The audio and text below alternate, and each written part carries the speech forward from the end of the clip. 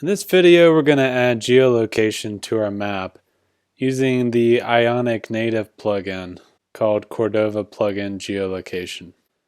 Once that finishes, I'm going to import the geolocation plugin into my map class and then create a function that is going to get the current location. So we're going to call GetCurrentPosition on the geolocation plugin and pass it a couple options. We're going to specify as the timeout of 10 seconds, and we're going to enable high accuracy. And with these options specified, the getCurrentPosition method is going to return a promise, and in the response is going to contain the latitude and longitude of the current location of the device.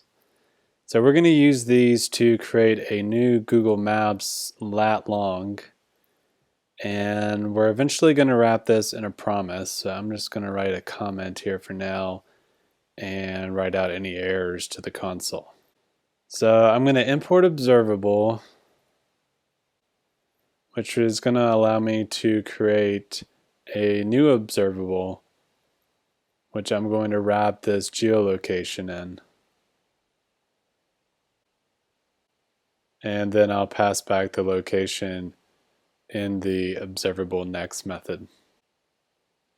Given that it may take a second or two to find our current location from the device, I'm going to import the loading library from Ionic to show a message to the user while we wait.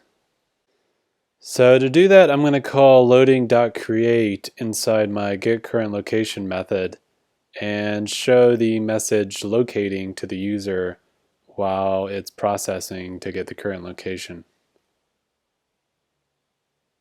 And then to present this to the user, I'm going to use the Nav Controller, which is going to present the loading message when the method is called, and then it's going to hide it or dismiss it after we either found the current location or there was an error.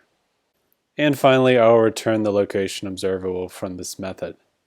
So now when this component loads, I'll call the getCurrentPosition, and as that's loading, it'll show a message, and once it is found, I'll have it pan to that location on the map.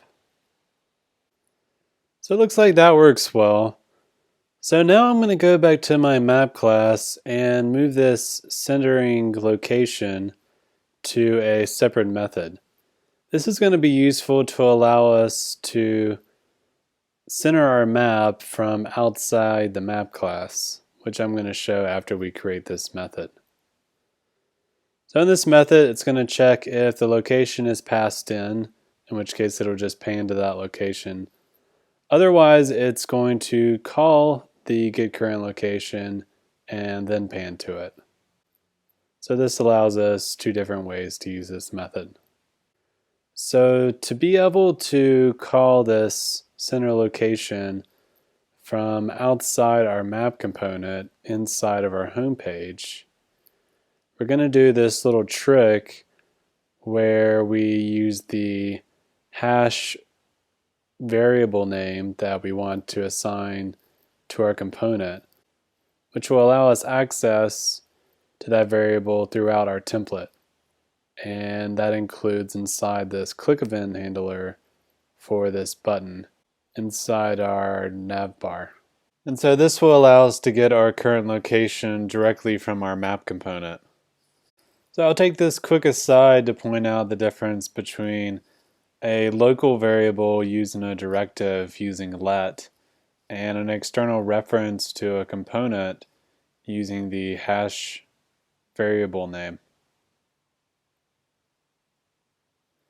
So now returning to our app, we can click that button that references our map component and moves to our current location.